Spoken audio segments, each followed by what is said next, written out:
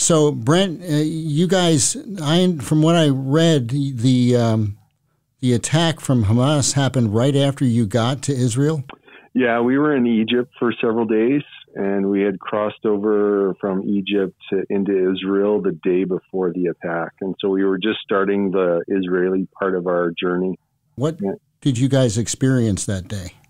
We were doing Masada, which is in the southern part of Israel, and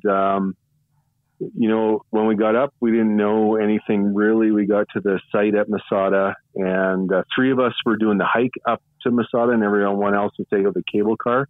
The first indication we had something going on was the three of us asked one of the guides there where the path was, and he said, "Wait a minute," and I said to him, "Is the path closed?" He goes, "No, there's something going on in Israel." And then we waited for a minute, and then he said, "Okay, you can go." And so we hiked up the path. We met up the rest of the group at the top, and we were doing the tour with our guide. And then all of a sudden, we just heard this really loud boom, and then we all kind of looked at each other. And our guide had been checking his phone kind of at different times, and then he checked it again, and he goes, "Guys, there's something going on with Gaza. We need to get off of Masada. The government's closing all the sites today, and we need to return back to the hotel." Wow. So that was kind of our first indication. So emotionally, how did the group respond to that? Well, you know what? We were really uncertain. We didn't really know anything at that point. And then once we got to the hotel, everyone was starting to check their news feeds and turn on the TV. And then that's when the news started to circulate in. Mm-hmm. And we were at a fairly large hotel, and it was full the night we arrived. But during that day, it just started to empty out with basically all the Israelis leaving. And it was like almost a ghost town in the hotel. Wow. In that afternoon. So yeah, it was an interesting first little bit. Now you're in Amman, Jordan now. This is we're talking Friday.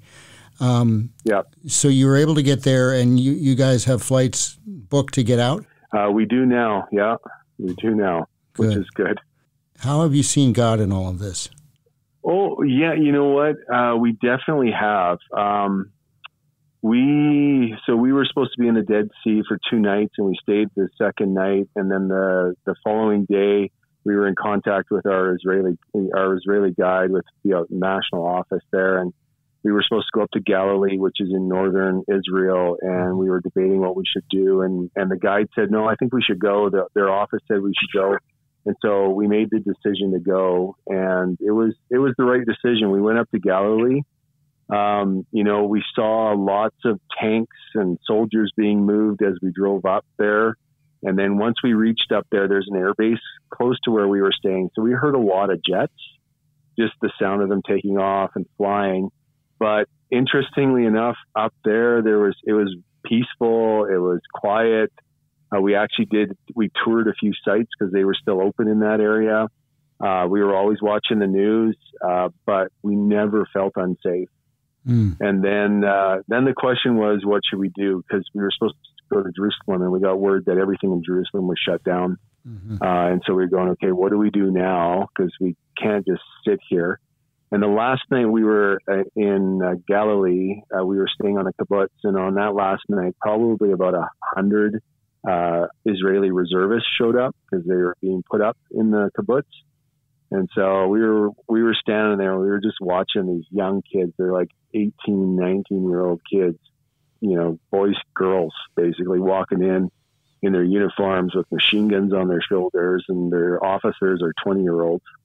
And it was pretty surreal. And we had conversations with our tour company, and we had made the decision to move to Jordan. Mm-hmm. Just to get out of Israel, although we still had our flights to fly. We were supposed to fly out Sunday out of Tel Aviv on Air Canada, and Air Canada hadn't canceled those flights yet.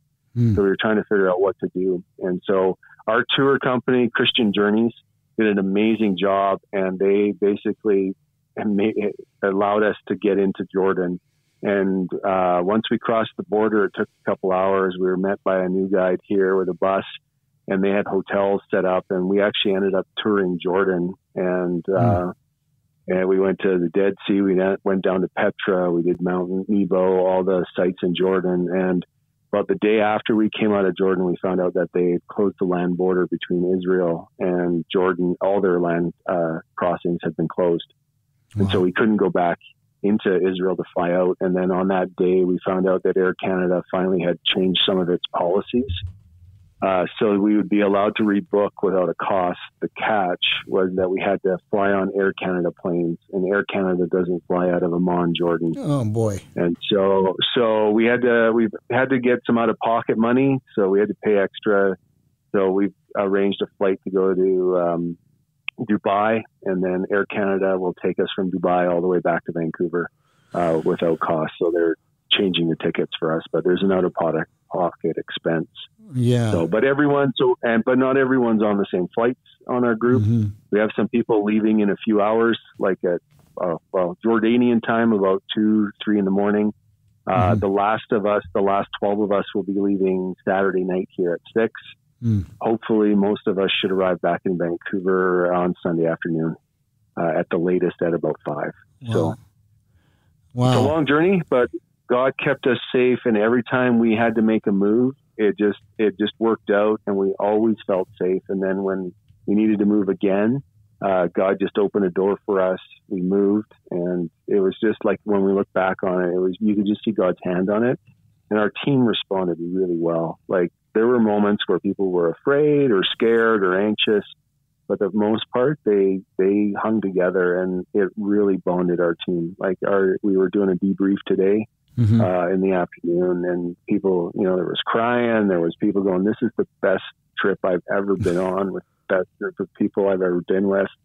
And so, sometimes crisis unites us like nothing, and we totally saw God's hand in it through the whole time. What's your particularly? I know we've all watched it from a distance. You've been more up close. What's your prayer for that situation there? It's heartbreaking on both sides. So we had an Israeli guide who has a granddaughter in the Air Force, a grandson in the Army, who obviously this is, impacting his family. And so we were chatting with him. You see these young kids who are in uniforms, 18, 19-year-old, they're the age of, younger than my kids. And then you saw the horrific acts that started this whole thing, and you just go, oh, and now on the Palestinian side, people are dying too. Yeah. And so there's just, there are families that are losing sons and daughters, mothers and fathers, and there's just ripping, regardless of the politics of the whole thing, mm-hmm. Families are suffering. And that is by far the biggest thing. It's just heartbreaking to see all that. Yeah, I know it is from here. It must be even more so from where you've been this week. Brent, thank you so much. I'm going to let you go and get on to other things, but I appreciate you being willing to chat, and we'd love to just hear that you guys all made it back safely. Well, we'll know in about 24 hours. So I just want to we've had so many people praying for us. It's been unreal. People have been reaching out from all over. And so thanks to everyone who's prayed for us. It's been amazing. You bet. All right. Well, be safe. Thanks, Steve. All right. Thank you. Bye. Bye-bye.